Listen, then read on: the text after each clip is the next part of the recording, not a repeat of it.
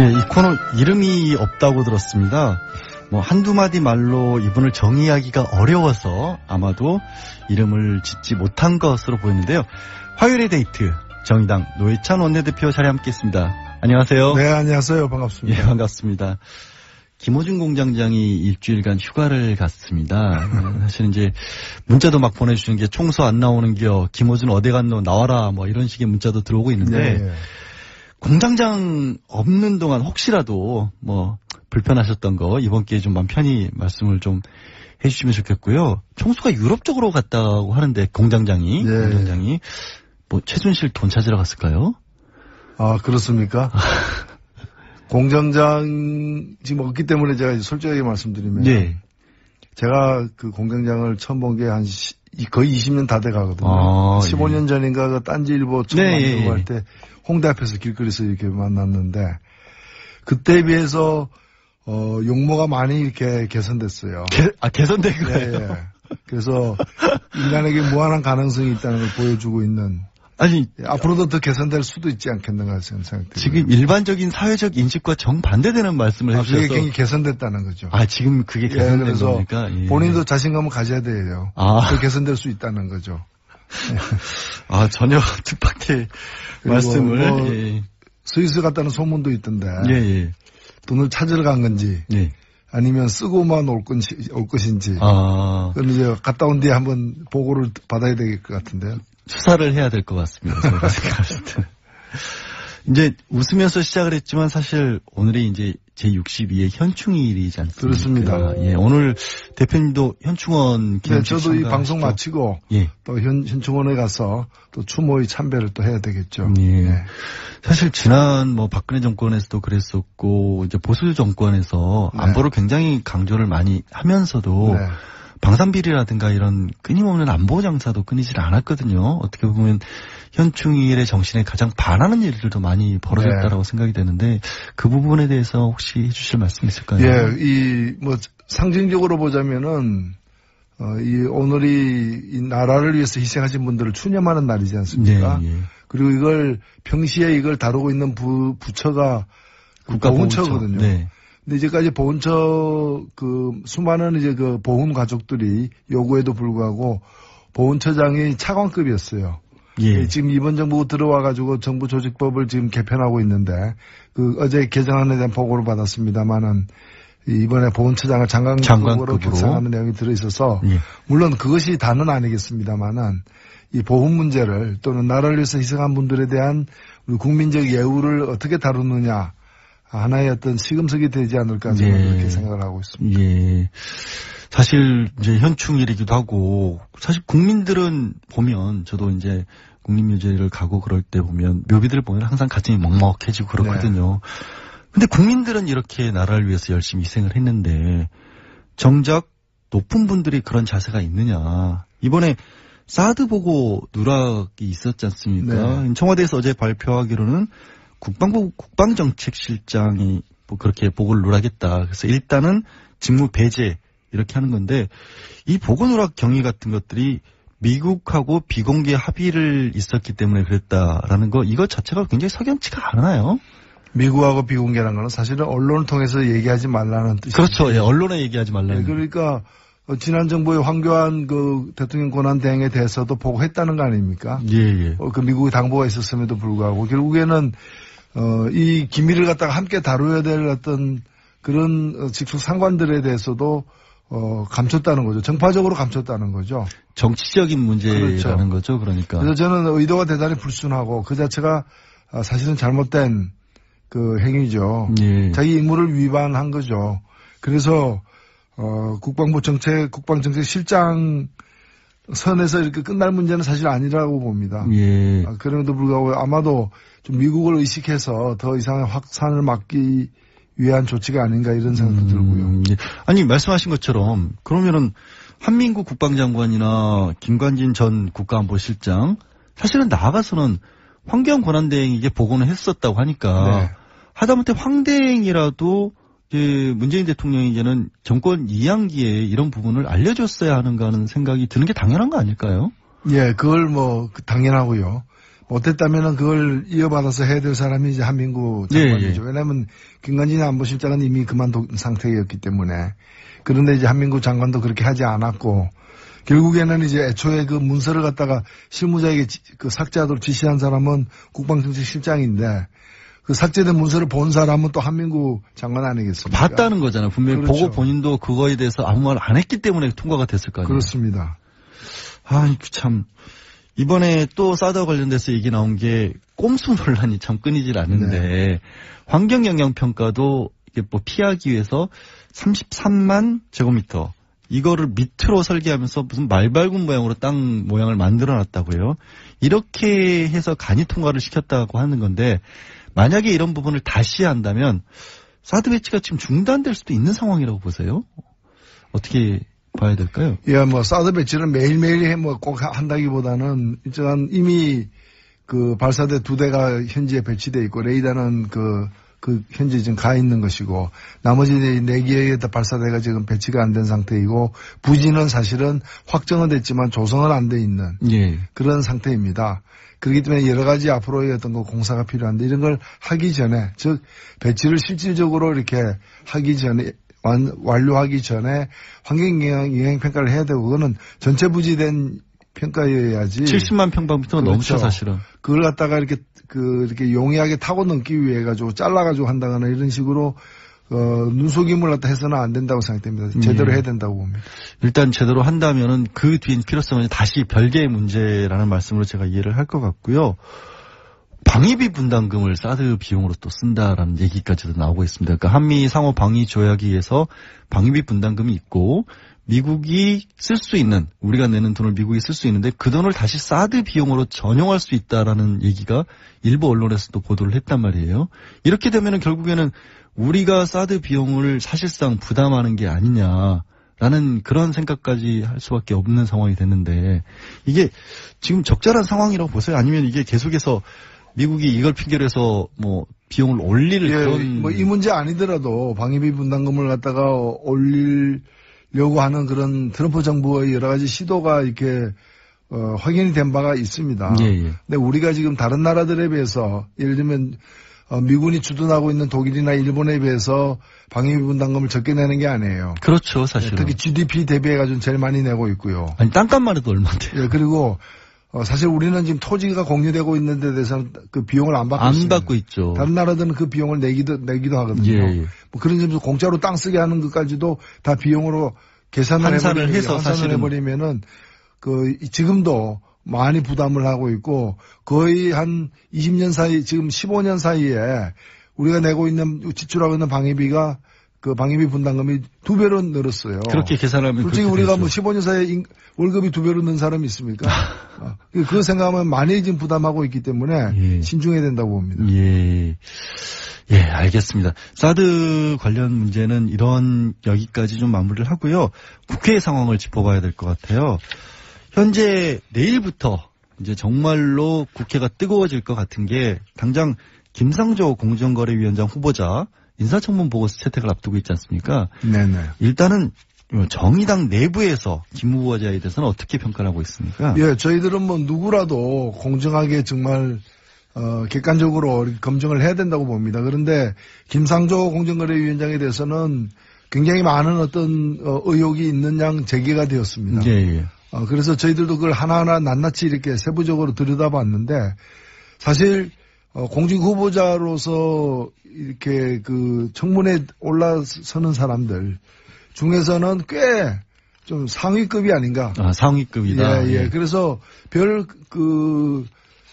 소문은 무성했지만은 별로 먹을 게 없는 잔치처럼 별로 문제점들이 드러나지 않아서 저희들을 볼 때는 물론 이제 완벽하게 어떠한 법률도 위배된 바 없는 건 아닙니다. 주민등록법 위반한 점도 있는 것이고 다 있지만은 기본적으로 그게 이제 불법성의 어떤 정도라거나 또는 그 고의성의 문제라거나 반복되었느냐의 문제라거나 문제가 심각하냐 등등을 살펴봤을 때 적격이다. 이렇게 보고 있습니다.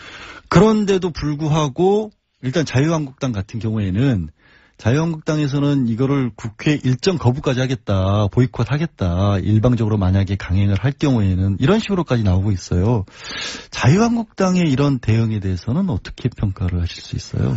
예, 뭐 자유한국당이 자기들의 생각을 갖는 거야 누가 뭐라고는 할 수 없을 텐데 예. 문제는 뭔가면은 국회가 자유한국당만으로 구성된 게 아니잖아요. 그거야 그렇죠. 제1야당이니까 어찌됐든. 제1야당이지만은 지금 국회의 그 의석의 3분의 1만 차지하고 있을 따름이고 나머지 3분의 2를 차지하고 있는 4당의 경우에 찬성하는 당도 있고 그 좀 반대하는 당도 있지만은 일단은 청문회를 열어가지고 통과는 시키자라는 데 대해서는 이의가 없거든요. 그러면 3분의 2가 자기하고 견해가 다르다고 해가지고 3분의 1을 견해를 가지고 있는 쪽이 국회를 보이콧한다? 만약 자기하고 견해가 같으면 나머지 부분들이 할 거 아니에요. 그럼 다를 때는 안 할 거면 어느 경우든 3분의 1의 견해가 우선적으로 반영돼야 된다는 얘기인데 이런 억지가 세상에 어디 있습니까? 그럼 작년에 우리 국민들이 그 총선을 왜 했습니까? 국민들이 총선해가지고 그 당을 3분의 1로 만들어 놓은 거거든요.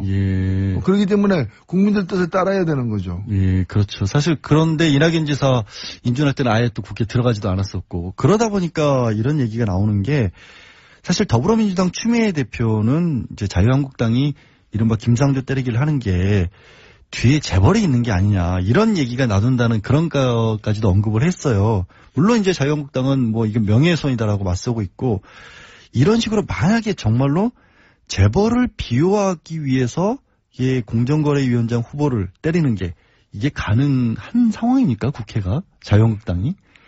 이 김상조 후보자에 대해서 제기되는 의혹들이 실제로 다른 공직 후보자들에 비해서도 굉장히 이제 좀 작은 의혹들인데 이걸 갖다가 굉장히 크고 강하게 이렇게 소문난 잔치처럼 이걸 몰아치는 것은 그 진짜 문제가 있어서라기보다는 문제 있는 것처럼 만들어서 낭만시키거나 아니면 앞으로 공정거래위원장으로서의 그 활동을 갖다가 제대로 못하게끔 상체기를 많이 내자라는 그런 의도가 있는 게 아니냐는 의혹이 있는데 저는 그 의혹이 근거가 없다고 생각지 않습니다. 왜냐면은 우리가 다 잘 알고 있는 것처럼 자유한국당에게 재벌은 오랜 고객 아닙니까?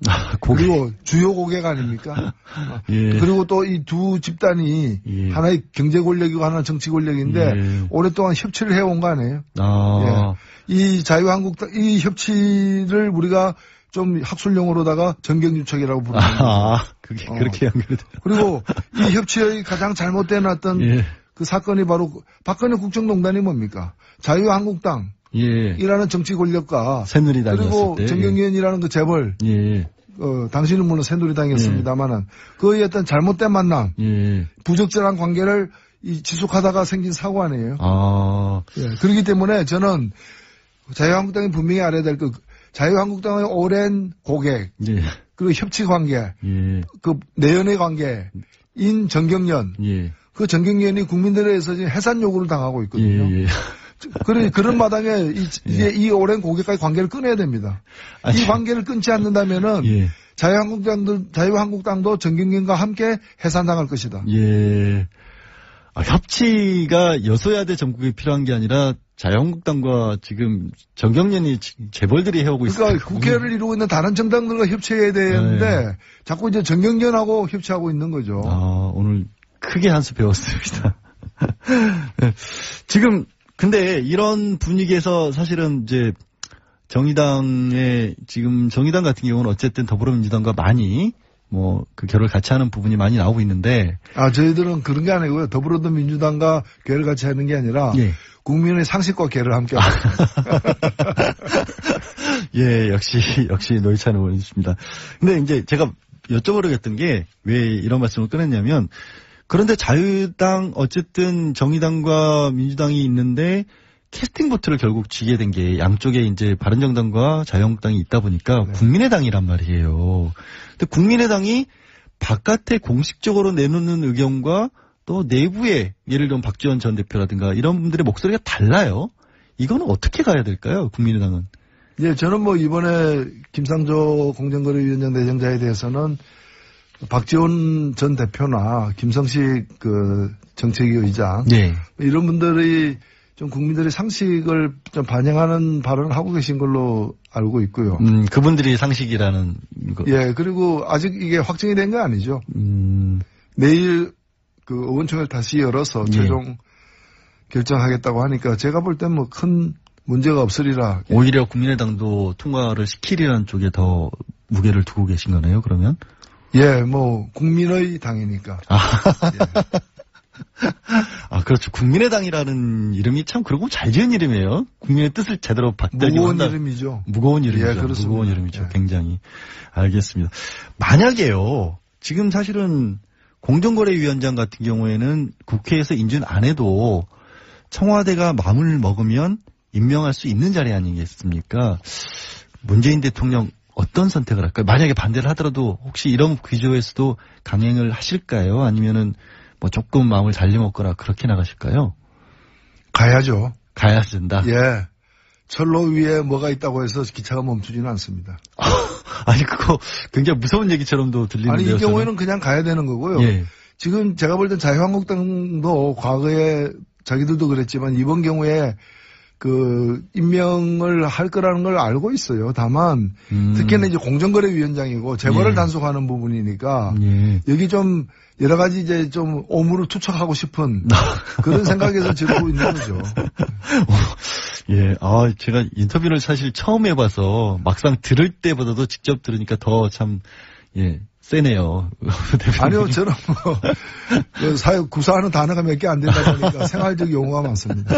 알겠습니다. 내일요, 이제 사실 다른 분들도 청문회가 계속 이루어지지 않습니까? 뭐, 김희수 헌법재판소장 후보자, 김동연 경제부총리, 또 강경화 외교부 장관 후보자, 이런 분들 인사청문회가 내일부터 줄줄이 열리는데, 특히 강경화 후보자 같은 경우에 많이들 지적들을 하는 것 같아요. 일부 언론이라든가 아니면 특히 뭐 자유한국당에서도 그렇고 뭐 바른정당이나 국민의당도 마찬가지고 강경화 후보자에 대한 전망은 어떻게 혹시 보고 계세요? 제가 볼 때는요. 앞으로 이제 장관들이 지금 겨우 뭐 실제 국무위원은 몇 사람 내정 안 되지 않았습니까? 예. 이제 뭐 정치인들 몇 분이 계시고요. 제가 볼 때는 수가 적어서 그렇지 수가 앞으로 더 이게 청문회 대상인 분들이 더 많이 발표가 되면은 좀 다양한 어떤 문제 제기들이 이루어질 거예요.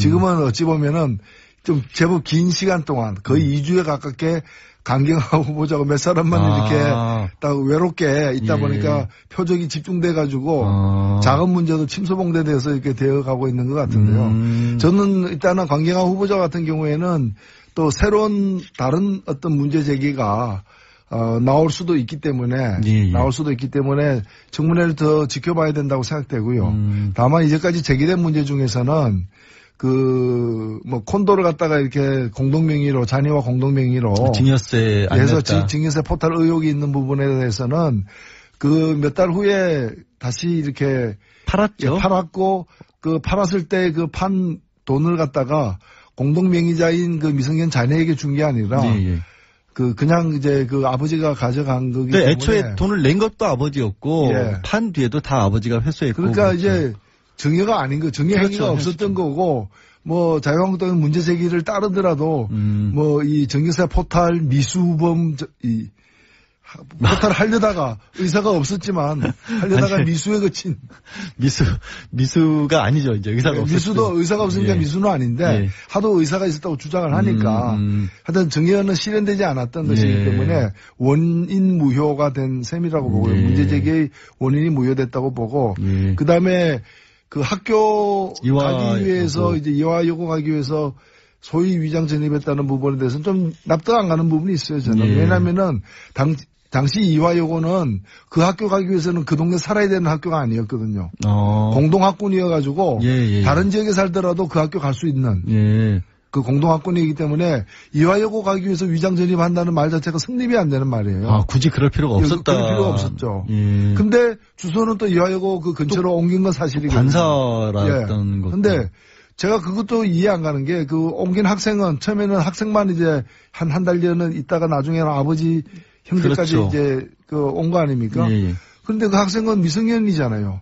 미성년은 세대를 구성할 수 없으니까 세대주 전입이 안 되거든요. 그렇죠. 그럼 다른 사람의 다른 세대주의 동거인으로 들어갔다는 얘기인데 예. 그럼 그건 누구인지 그리고 그런 편의는 왜 봐줬는지에 대해서 좀 소상하게 해명을 하면은 큰 문제가 없지 않겠는가. 네. 저는 뭐 이렇게 생각합니다.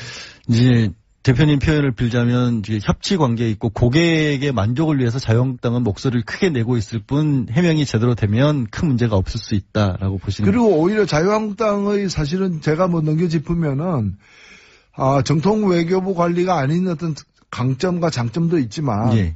또 뭐 이 4강과 직접 이렇게 다뤄보지 않은 4대 강국을 직접 다뤄보지 않은 이제 주로 유엔에서 다자간 협정이나 인권 문제에 치중했던 전문가이기 때문에 4강 외교를 제대로 할 수 있는가라는 문제 제기가 보수 일각에서 있어요.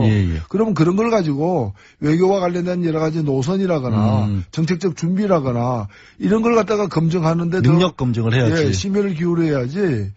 좀 엉뚱한데 자꾸 파고 있는 거 아니냐. 보수 세력으로서도 직무를 유기하고 있다. 저는 그렇게 생각합니다. 알겠습니다. 지금 또 어제 이제 문재인 정부가 계속해서 강조해 왔던 일자리 관련돼서 그러니까 내일 추가 경정 예산안 11조 2천억 원 가량을 국회에 제출하겠다고 밝혔습니다. 이렇게 11조를 들여서 11만 개 일자리를 만들겠다는 게 이제 핵심이겠죠. 여기에 대한 정의당의 평가는 어떻습니까? 예. 뭐 저희들은 뭐 절반은 좀 긍정적으로 평가를 하고 또 절반은 과거의 추경 편성의 어떤 한계를 답습한 부분도 없지 않다는 좀 그런 따끔한 말씀도 드리고 싶은데요. 우선 일자리 중심으로 이렇게 추경을 편성한 것은 굉장히 높게 평가할 만하다고 보고요.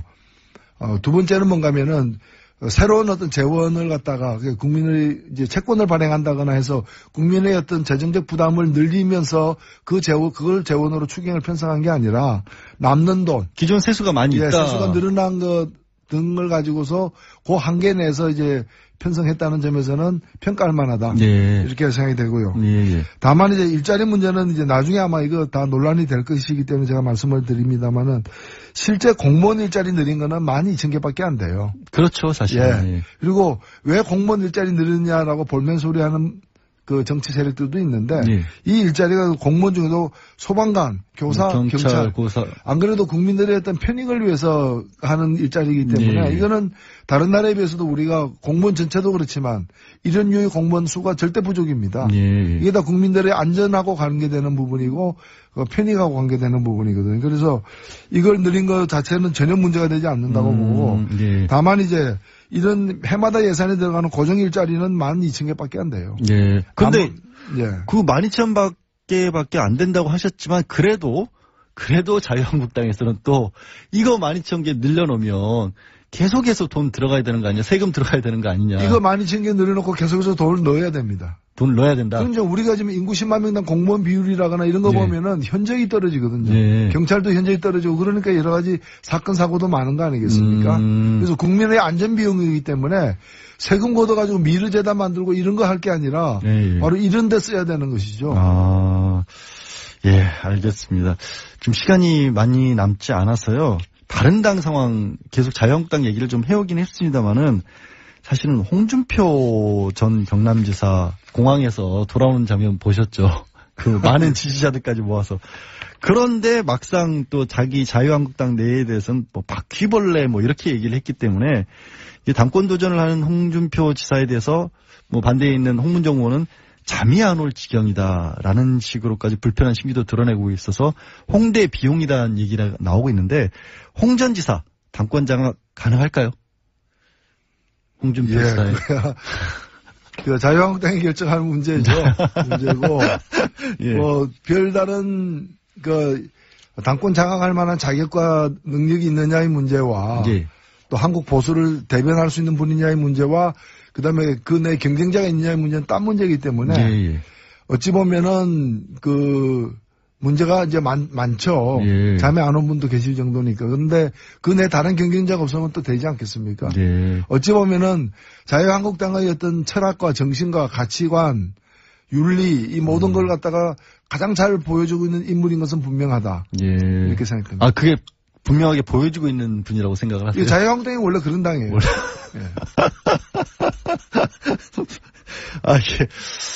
자유한국당에서 반론이 있으시다면 늘 말씀드리지만 반론 보장해 드립니다. 반론이 있다면은 예. 그 홍준표 당대표를 안 만들어야죠. 반론이 있으면 홍준표를 당대표로 만들지 마라. 홍준표 정서를. 예, 명쾌하게 정리를 이렇게 해주셨습니다.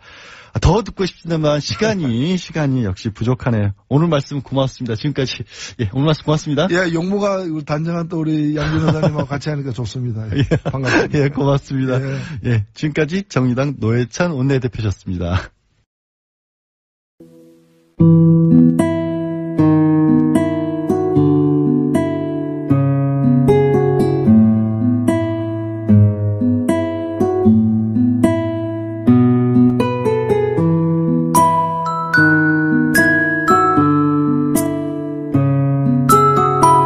상징적으로 보자면은 오늘이 이 나라를 위해서 희생하신 분들을 추념하는 날이지 않습니까? 네, 예. 그리고 이걸 평시에 이걸 다루고 있는 부처가 보훈처거든요. 네.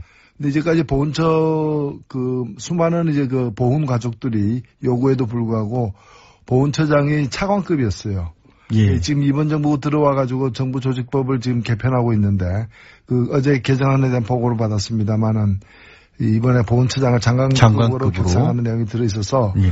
물론 그것이 다는 아니겠습니다만은 이 보훈 문제를 또는 나라를 위해서 희생한 분들에 대한 우리 국민적 예우를 어떻게 다루느냐 하나의 어떤 시금석이 되지 않을까 저는 그렇게 생각을 하고 있습니다. 예.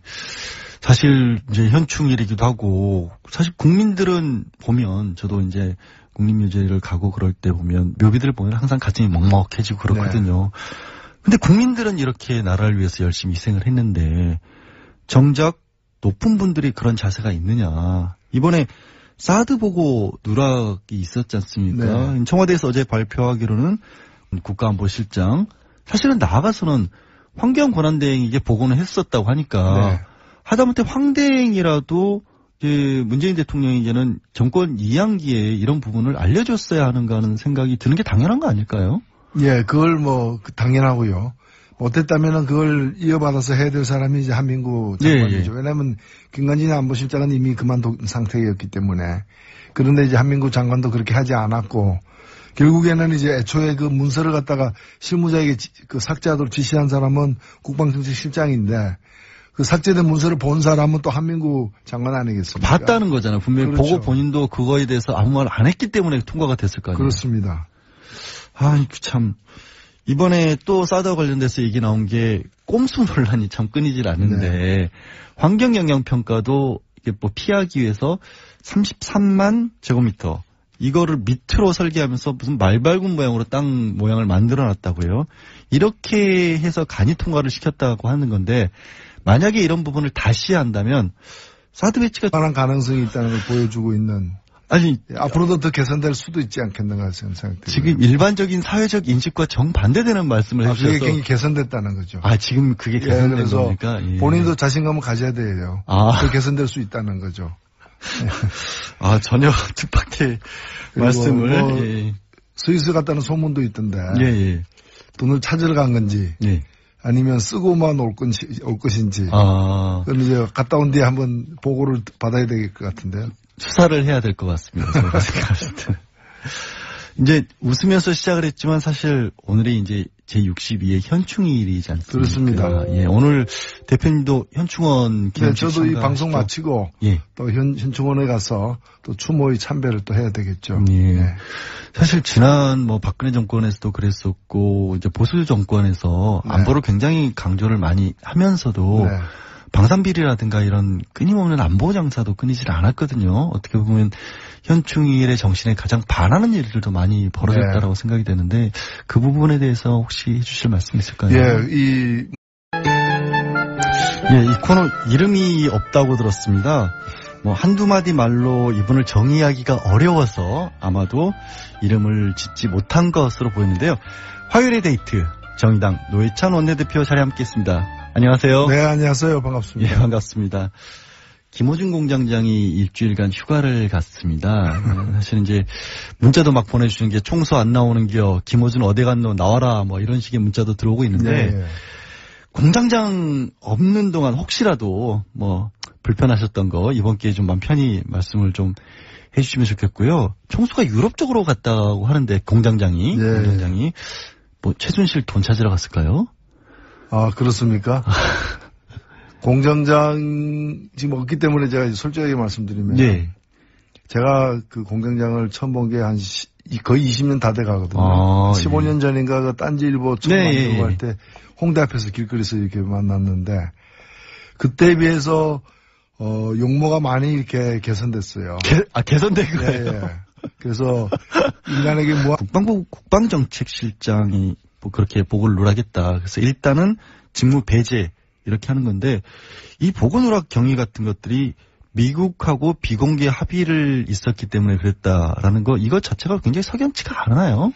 미국하고 비공개라는 거는 사실은 언론을 통해서 얘기하지 말라는 뜻이죠. 그렇죠. 예, 언론에 얘기하지 말라는. 그러니까 지난 정부의 황교안 그 대통령 권한 대행에 대해서도 보고했다는 거 아닙니까? 그 미국의 당부가 있었음에도 불구하고 결국에는 이 기밀을 갖다가 함께 다뤄야 될 어떤 그런 직속 상관들에 대해서도 감췄다는 거죠. 정파적으로 감췄다는 거죠. 정치적인 문제라는 거죠. 그러니까. 그래서 저는 의도가 대단히 불순하고 그 자체가 사실은 잘못된 그 행위죠.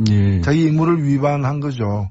그래서 국방부 국방정책실장 선에서 이렇게 끝날 문제는 사실 아니라고 봅니다. 그럼에도 불구하고 아마도 좀 미국을 의식해서 더 이상의 확산을 막기 위한 조치가 아닌가 이런 생각도 들고요.